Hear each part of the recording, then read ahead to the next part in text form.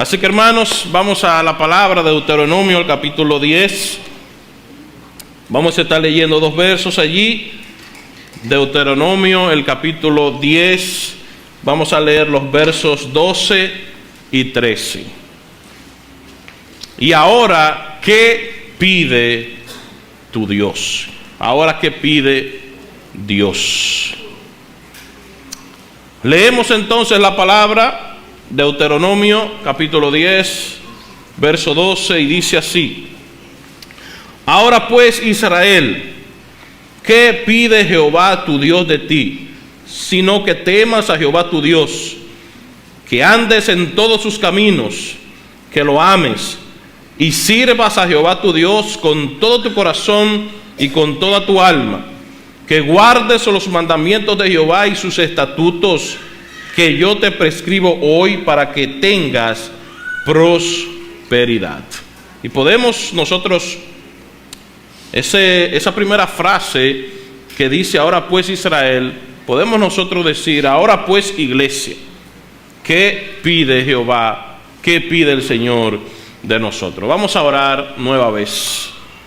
Padre bueno, Padre amado, estamos delante de tu presencia, agradecidos de ti, oh Dios, por la oportunidad de nosotros poder estar en este último domingo reunidos como iglesia, recordando a Jesucristo nuestro Salvador.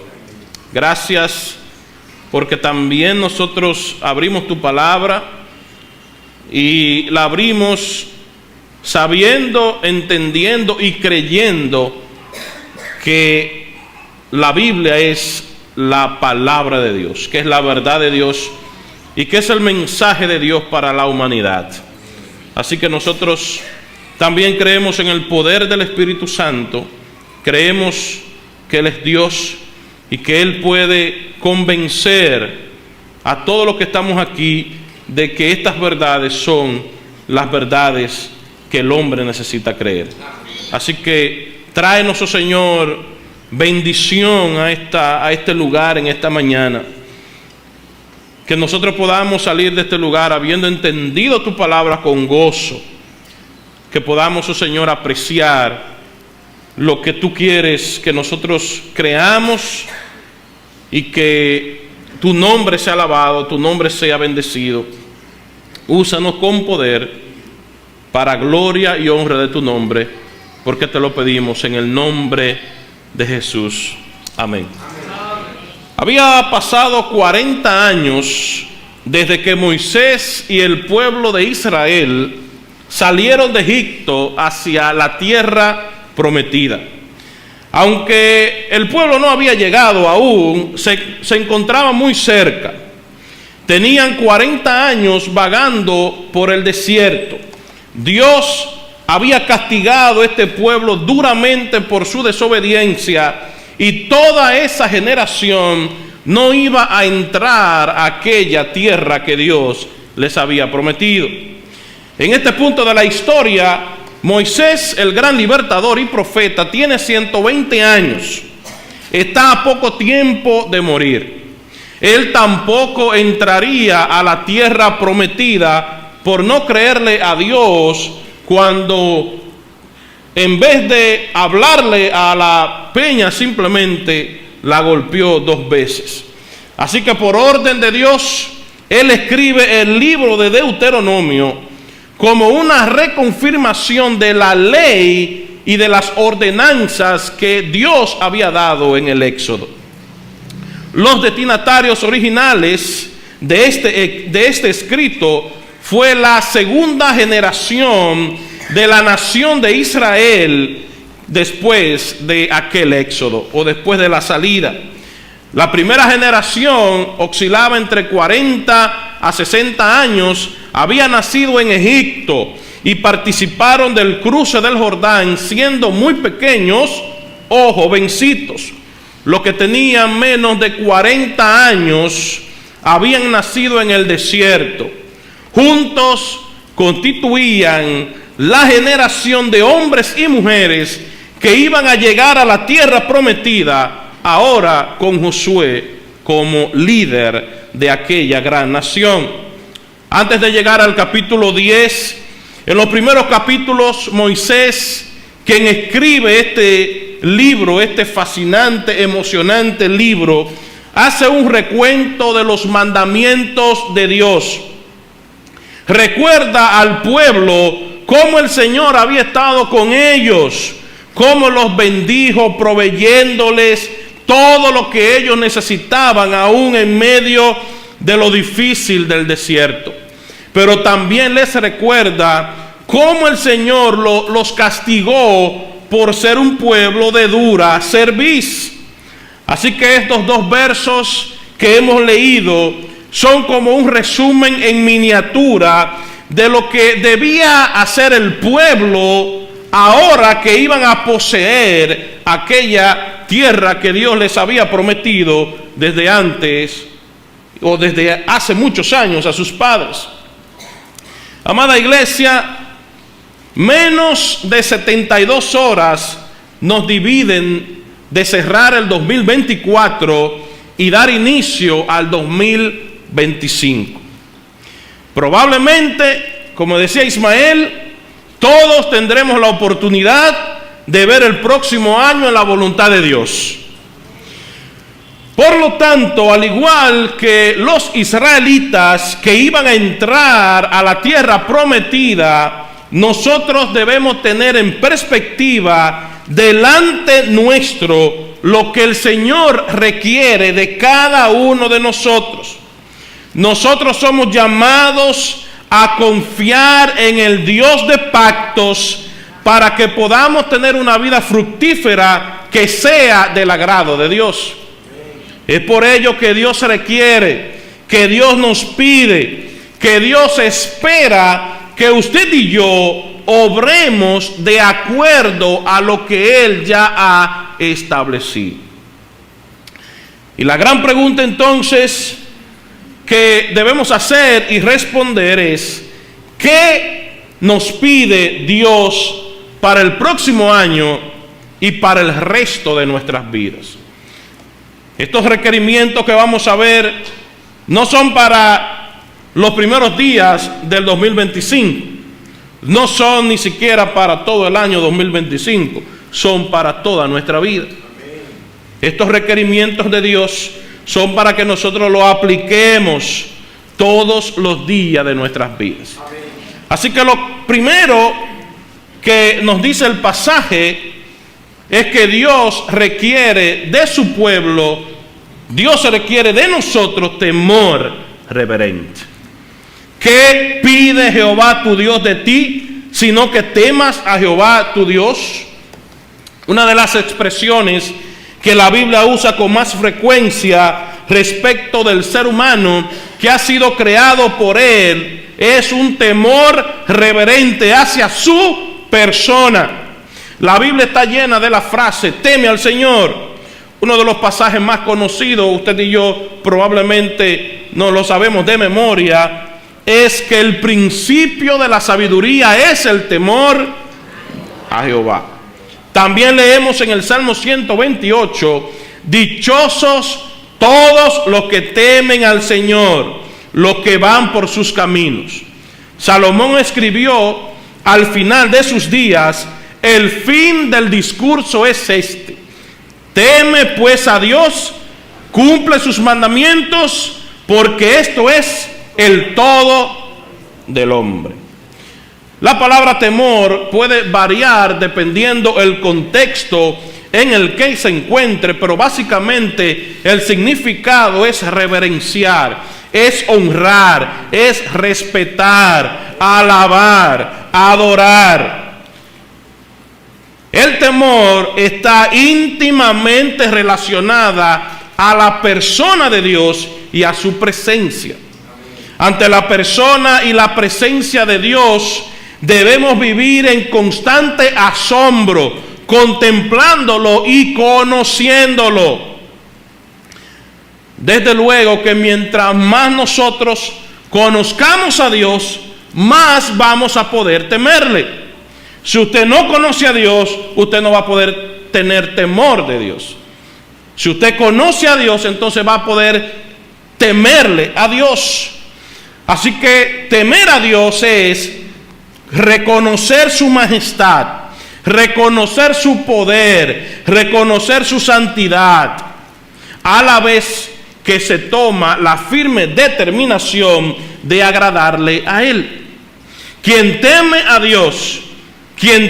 Dios siempre va a escoger obedecerle, siempre va a escoger someterse a Él. Quien teme a Dios va a repudiar el pecado. Lo hace en primer lugar por amor a Dios y naturalmente por temor a su juicio. El temor a Dios produce una vida apartada del mal. El ser humano sin temor a Dios vive según sus principios y parámetros y nada le importa. Una persona que no teme a Dios, nada le importa. Vive como bien le plazca, sigue sus principios y parámetros. Pero el cristiano que teme a Dios ha de tener reverencia y respeto ante quien es Dios, más que al castigo que Él pueda dar. Una persona que es temerosa de Dios busca la dirección de Dios en todo momento y vive conforme a Él. El temor a Dios, mi hermano, mi hermana, el temor a Dios no se basa en el miedo y las consecuencias. El temor a Dios se fundamenta en la relación que existe de padre a hijo o de hijo a padre. Imagínate que un hijo obedece a su padre solo por miedo al castigo, y cuando desobedece a su padre no se avergüenza de lo que hizo. Más bien, lo que ese hijo teme es al castigo, le tiene miedo al castigo. Ese muchacho tiene miedo de su papá, pero no le teme. Si le temiera, sintiera un profundo dolor por avergonzar a su papá y buscaría complacer a su padre y alegrar el corazón de su padre a través de su obediencia, más que por el temor al castigo que su padre pueda darle. Ahora imagínate que ese hijo obedece a su papá principalmente porque tiene una profunda relación con su padre, y por nada del mundo él desea que su papá se sienta mal o se sienta avergonzado por su conducta. Ese hijo verdaderamente teme a su padre. Él tiene temor a quien ama, y no por miedo a una tortura o a un maltrato o a una disciplina. Él teme principalmente porque tiene miedo, porque tiene temor de disgustar a aquel que es en ese niño la fuente de seguridad, de amor. De la misma manera debe suceder con nosotros los creyentes. Usted y yo somos hijos de Dios. Nosotros debemos tener profundo temor de ofender a aquel que nos ama y a aquel que es nuestra fuente de amor y de seguridad. Nosotros debemos sentir vergüenza cuando hemos fallado a la santidad de Dios.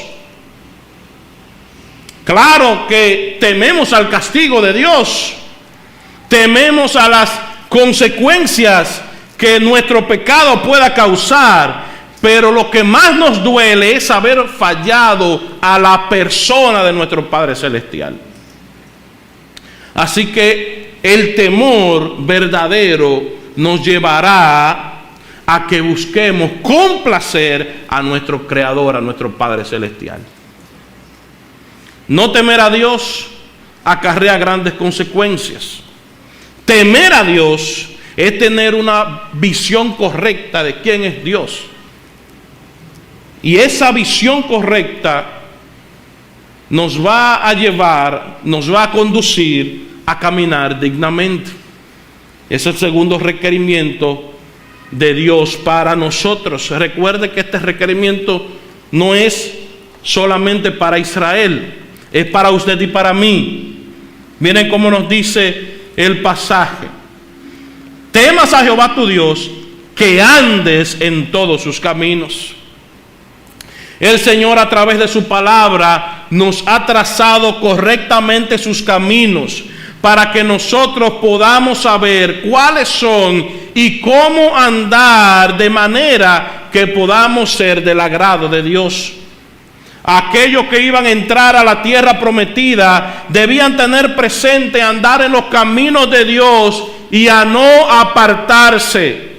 Moisés se les había dicho al pueblo anteriormente que ellos no debían andar en pos de dioses ajenos, de aquellos dioses de los pueblos que estaban alrededor de ellos. Muchos dioses. Israel tenía a su alrededor muchos dioses falsos, a los cuales en muchas ocasiones se vieron adorando. Usted recuerda aquel becerro de oro que construyeron cuando Moisés estaba hablando con Dios e iba a recibir las tablas de los mandamientos. En el día a día, queridos hermanos, nosotros somos tentados a ir tras los dioses de este mundo. Y en ocasiones, cuán fácilmente nos encontramos transitando un camino que no agrada a Dios. Nosotros necesitamos la palabra de Dios para conducir nuestras vidas de acuerdo a la voluntad de Dios. Amén. La palabra andar en el Nuevo Testamento a menudo se refiere a la conducta diaria de la vida de una persona. Efesios, el capítulo 2, verso 10, dice que Dios ha ordenado que sus hijos anden en buenas obras. Pablo anima a los creyentes en Colosenses rogándoles que andéis como es digno del Señor. Y ese andar debe ser agradándole en todo, llevando fruto en toda buena obra, creciendo en el conocimiento de Dios, fortalecido con todo poder, conforme a la potencia de su gloria, para toda paciencia y longanimidad, con gozo, dando gracias al Padre que nos hizo aptos para participar de la herencia de los santos en luz. El mismo apóstol Pablo asegura a los cristianos de Roma que todos aquellos cuya fe descansa en Cristo han sido bautizados en su muerte y sepultados con Él, y que ahora, como Cristo resucitó de los muertos por la gloria del Padre, así también debemos andar en vida nueva, en novedad de vida. Hermanos, nosotros hemos sido llamados por un Dios santo. Hemos entonces de andar santamente en toda nuestra manera de vivir. Es un compromiso serio delante de Dios que tú y yo debemos hacer. En tu lista de oración para el próximo año, de las primeras peticiones que tú debes anotar, de las primeras peticiones que tú debes tener presente, es decirle al Señor: Señor, ayúdame a andar en este mundo de una manera que te agrade y que yo pueda dar testimonio a otros del gran poder tuyo. Esa debe ser una oración nuestra, y no solamente en principio de año, sino todos los días de nuestra vida. Nosotros debemos pedirle al Señor constantemente que nos ayude a andar en este mundo dignamente, como un hijo de Dios, como un verdadero hijo de Dios. Mis hermanos, el camino está hecho. El mapa que ha de guiarnos también. El auto y el combustible están a nuestra disposición. Es nuestro deber día a día andar en vida nueva, andar por fe, andar en el Espíritu, andar en luz y andar como Cristo anduvo. Todas las cosas están a nuestra disposición. El Señor ha hecho todo. Nosotros debemos apropiarnos de todos esos medios que el Señor ha creado para que nosotros podamos agradarle a Él y vivir como Él quiere. Que el Señor requiere, que el Señor pide de nosotros además, que amemos y que sirvamos profundamente. Dice el pasaje, que lo ames, que lo sirvas con todo tu corazón y con toda tu alma. Nótese cómo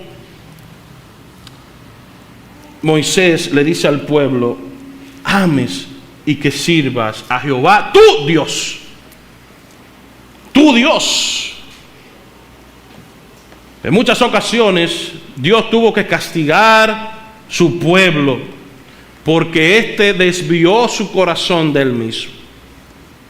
El pueblo que Dios escogió para que le amara y para que le sirviera de todo corazón, en ciertos episodios de su caminar se encontraban amando más lo material y sirviendo a dioses falsos más que a Dios mismo. Los israelitas y nosotros con frecuencia tenemos que lidiar con los ídolos de nuestro corazón, con la idolatría. Nosotros no somos la excepción.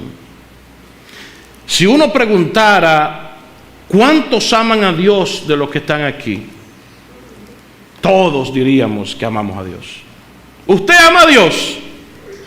Amén.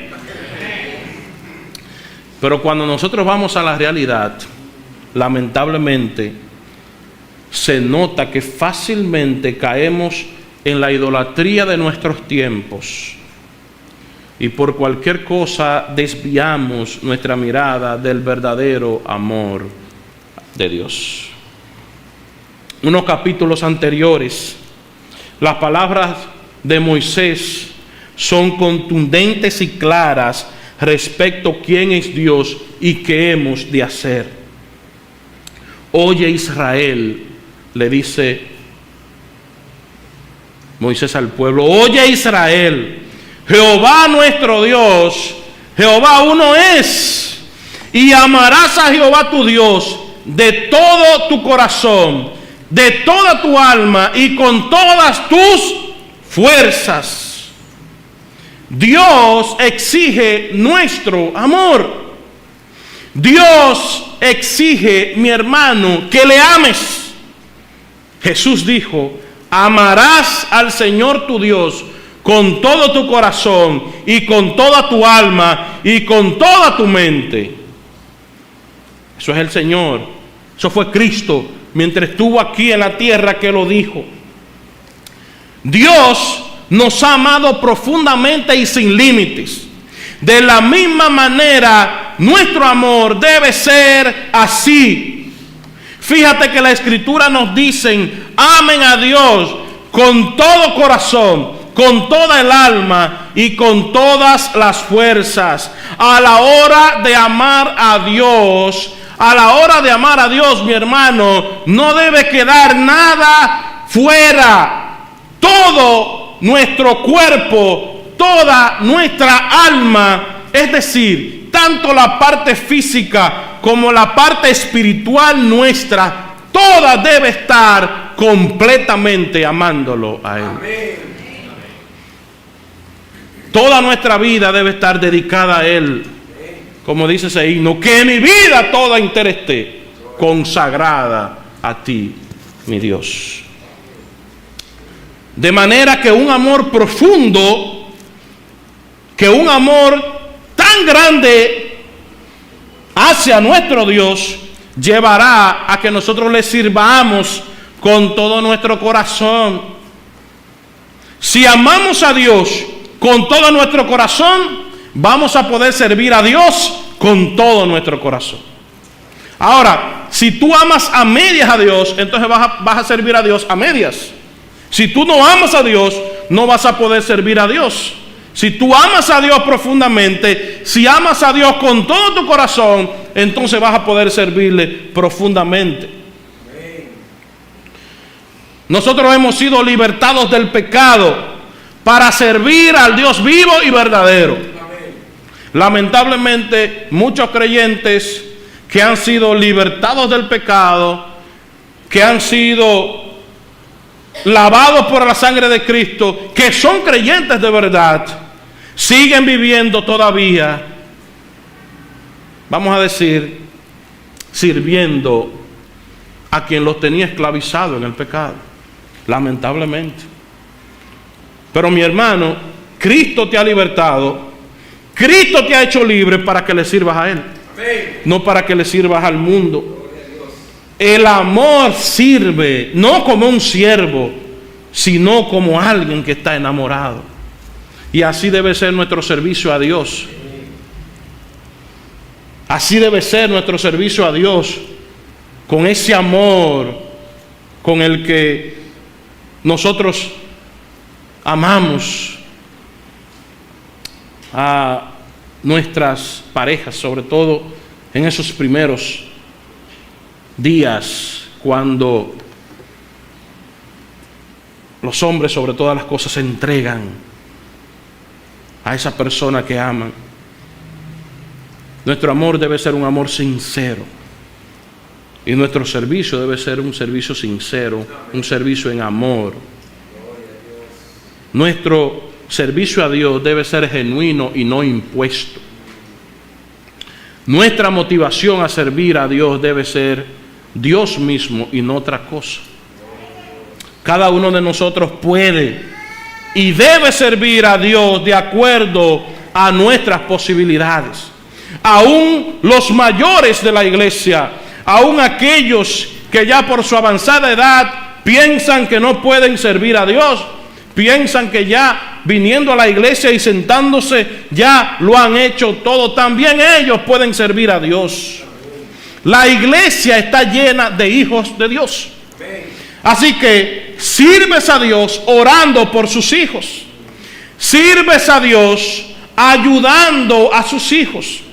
Sirves a Dios acompañando en medio del dolor a sus hijos. Sirves a Dios usando su vehículo, tu vehículo, para transportar sus hijos. Sirves a Dios alimentando físicamente a sus hijos, entre otras cosas. Cualquier cosa, mi hermano, que tú hagas por el bien de un hijo de Dios, está sirviendo a Dios. Cuida tu alma, mi hermano, para que no termines sirviendo a dioses hechos de manos de hombres que no ven ni oyen y que nada pueden hacer, que son llevados de aquí para allá, que son transportados de aquí para allá, que nada pueden hacer en el día a día. El Dios a quien tú y yo servimos, el Dios que nos ha hecho libres, el Dios que nos ha rescatado, es un Dios que sí oye. Amén. Es un Dios que ve. Amén. Y es un Dios que hace todas las cosas por su gran e inigualable amor. Amén. Así que pide a Dios que te ayude a amarlo y a servirlo profundamente. Pide a Dios que te ayude a amarlo con alegría. Que te ayude a servirle de buena voluntad y con amor. No por imposición. ¿Qué requiere Dios de nosotros también? Él requiere obediencia exclusiva. Dios requiere amor reverente, temor reverente. Dios nos pide andar dignamente. Él requiere de nosotros que amemos y que sirvamos profundamente, pero Él también requiere de usted y de mí que le obedezcamos exclusivamente. Desde el capítulo 4 hasta este pasaje que nosotros hemos considerado, lo que Moisés hace es exhortar continuamente al pueblo a obedecer a Dios. Y usted verá cuando lleguemos a Deuteronomio, nuestra lectura anual en el ministerio de hombres. Las mujeres también pueden unirse. Pero usted verá cuando lleguemos a ese libro de Deuteronomio cuán fascinante es y cuán relevante es para nosotros en este tiempo. Y gloria a Dios que Deuteronomio está después del Levítico y también está Número después, porque a veces hay gente que se desanima en el Levítico, pero cuando usted llega al Levítico, recuerde que después del Levítico va Número y Deuteronomio. Así que hay que leerlo para seguir. A veces uno se aburre con ciertas cosas, pero también Levítico es relevante para nosotros. Toda la palabra de Dios. En el capítulo 4, Moisés comienza llamando al pueblo a oír los estatutos y los decretos de Dios para que lo puedan poner por obras. Era una constante de Moisés al pueblo: oír para ejecutar, oír para obrar, no olvidar para no repetir los mismos errores del pasado. La obediencia está estrechamente ligada con el temor a Dios y el amor por Él. Un creyente que teme, un creyente que ama a Dios, de seguro buscará obedecerlo en todo. Los mandamientos del Señor son estos. Los mandamientos del Señor aquí están para que temas a Dios guardando sus estatutos y decretos. Hay una exhortación y hay un mandato claro: obedecer exclusivamente a aquel que le debemos todo. Cuando nosotros obedecemos a Dios, cuando nosotros cumplimos los mandamientos del Señor, mostramos que le amamos a Él y mostramos también que le somos fiel a Él, que nuestra fidelidad es a Él solamente. En otras ocasiones hemos predicado de Primera de Juan y el apóstol también nos hace un llamado a la obediencia. Capítulo 2, el que dice: yo le conozco y no guarda sus mandamientos, el tal es mentiroso y la verdad no está en él. Pero el que guarda su palabra, dice Juan, en este verdaderamente el amor de Dios se ha perfeccionado. Por esto sabemos que estamos en Él. Si usted dice: yo conozco a Dios, si usted dice: yo soy un hijo de Dios, yo soy un verdadero creyente, pero no obedece al Señor, dice Juan: mira, tú eres un mentiroso. Es una evidencia de que nosotros estamos en Él cuando obedecemos los mandamientos de Él. Si fuéramos a explicar matemáticas, eso es matemática básica o simple. Si amamos a Dios, debemos obedecer los mandamientos de Dios. El mismo Señor nos dice que si le amamos, debemos guardar sus mandamientos. La expresión guardar es obedecer, es llevar a la práctica. Los mandamientos del Señor son para ser escuchados, atesorados en el corazón y obedecidos en la práctica. Los mandamientos de Dios ya están establecidos en su palabra. Nosotros no necesitamos agregar o quitar. Usted y yo, lo que tenemos que hacer con los mandamientos del Señor es obedecer. Amén. Estudiarlos, aprenderlos y obedecerlos. Dios requiere total obediencia. Mi hermano querido, Dios requiere nuestra obediencia total y no parcial. Dios requiere que nosotros le obedezcamos a Él completamente. Dios no quiere que tú le obedezcas un 90%. Dios no quiere que tú le obedezcas un 99.9%. Dios quiere que tú le obedezcas siempre. Amén. Además, el Señor nos pide que obedezcamos sus mandamientos por nuestro bien. Miren el versículo 13 cómo termina: que guardes los mandamientos de Jehová y sus estatutos que yo te prescribo hoy para que tengas prosperidad. Dice la palabra también que los preceptos del Señor son rectos que alegran el corazón. El mandamiento del Señor es puro, que alumbra los ojos. Moisés les dijo en repetidas ocasiones al pueblo: miren, teman a Dios para que les vaya bien. Anden en sus caminos para que tengan una vida larga. Amen y sirvan, obedezcan para que les pueda ir bien en la tierra. Queridos hermanos, obedecer a Dios siempre, siempre, siempre será para nuestro bien y nunca para nuestro mal. Dios siempre va a traer bien a nuestra vida cuando obedezcamos, aunque parezca que no, porque a veces uno obedece al Señor y aparentemente pueden llegar cosas que aparentemente no parezcan bien, pero siempre el Señor nos va a bendecir. Dios honra a quienes le honran. Dios bendice la obediencia. Miren cuáles son las palabras de Moisés en el capítulo 11, es decir, un capítulo después del que hemos leído. Si ustedes obedecen fielmente los mandamientos que hoy les doy, si aman al Señor su Dios y le sirven con todo el corazón y con toda el alma, entonces yo enviaré la lluvia oportuna sobre su tierra, en otoño y en primavera, para que obtengan el trigo, el vino nuevo y el aceite. También haré que crezca hierba en los campos para su ganado, y ustedes comerán y quedarán satisfechos. Cuidado, no se dejen seducir, no se descarríen ni adoren a otros dioses, ni se postren ante ellos, porque entonces se encenderá la ira del Señor contra ustedes y cerrará los cielos para que no llueva. El suelo no dará sus frutos y pronto ustedes desaparecerán de la buena tierra que les da el Señor.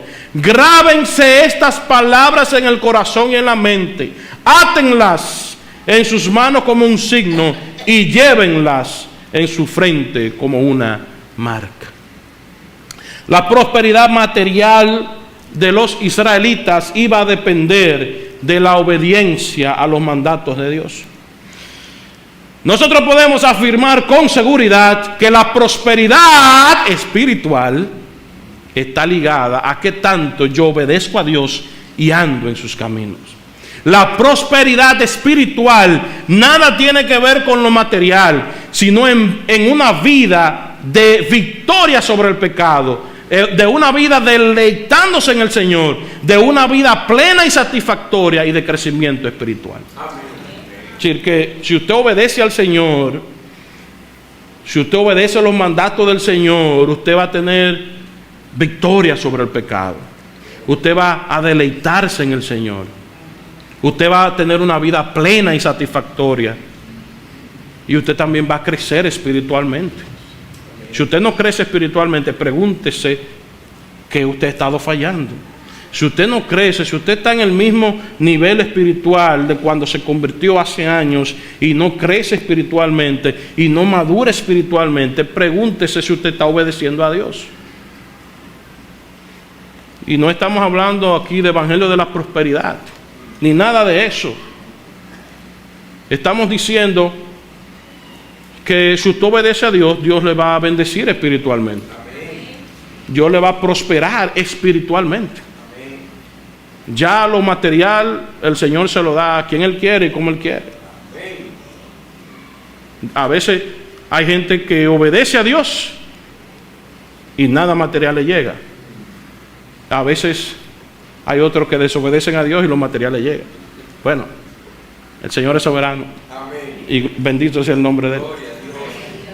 Pero lo más importante, que son las cosas espirituales, si el Señor promete darlas a aquellos que le obedecen. Y tampoco estamos hablando de salvación, porque la salvación no se trata de si tú obedeces a Dios o no. La salvación, el único requerimiento es la fe en Cristo. Amén.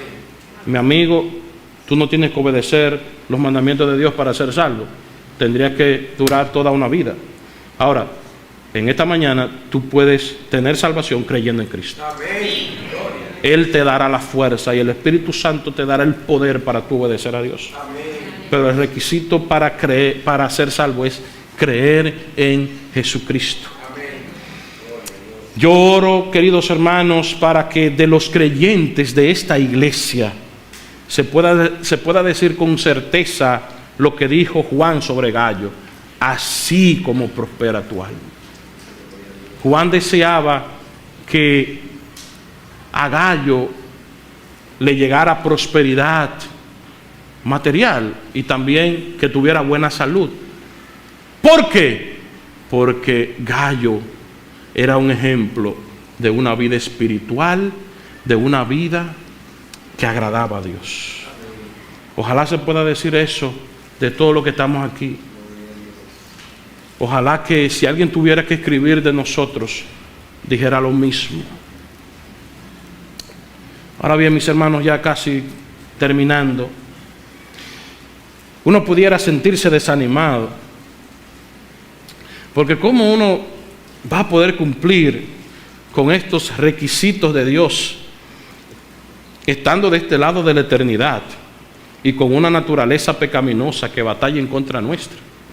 Nosotros queremos obedecer, pero en ocasiones no podemos hacerlo. En ocasiones el diablo nos vence. Y sabemos que vamos a fallar en tratar de vivir como Dios quiere, de vivir santamente. Pero esta es la gran noticia del Evangelio. Y esto es lo glorioso del Evangelio. Nosotros necesitamos de uno que siempre anduvo correctamente en los caminos de su Padre. Uno que amó sin límites y que sirvió abnegadamente. Y uno que obedeció perfectamente la ley de Dios. Uno que vivió una vida sin pecado, que dejando su trono vino a esta tierra a nacer en un humilde pesebre. Aquel cuya gloria es sin igual, cuya justicia se nos ha imputado y cuya muerte ha sanado nuestras heridas. Aquel que nos ha libertado del pecado y que nos ha hecho esclavos suyos, al único y sabio Dios, nuestro bendito Señor y Salvador Jesucristo. Él nos ha hecho suyo para que nosotros podamos ser agradables delante de Dios. Cristo es nuestro perfecto mediador. Él es el sacerdote que necesitábamos. Él es quien puede compadecerse de nosotros. A través de nosotros no podríamos tener nada más que vergüenza, pero con Él, con Cristo, podemos tener victoria. Él se fue, pero nos dejó al Consolador, quien nos ha investido de poder espiritual para poder vivir la vida que agrada a Dios. Hermano, gloria a Dios por el Espíritu Santo.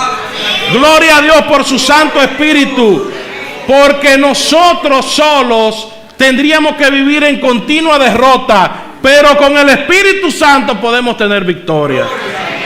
Solo no podemos, pero tenemos a Cristo y tenemos el Santo Espíritu de Dios para poder vivir como Dios quiere y como Dios manda.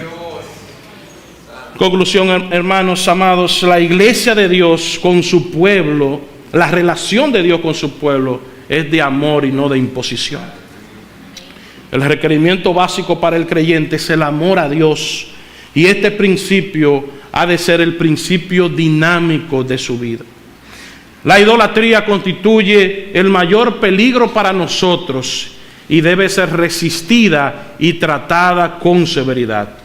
Debido a nuestra estrecha relación con el Santo, los creyentes debemos vivir como un pueblo santo. Significa que es nuestra responsabilidad abstenernos de cualquier clase de mal. En la cruz, mi amado hermano, mi amado amigo, en la cruz el Señor entregó todo por nosotros. Es el requerimiento de Él que nosotros nos entreguemos por completo a Él todos los días de nuestra vida.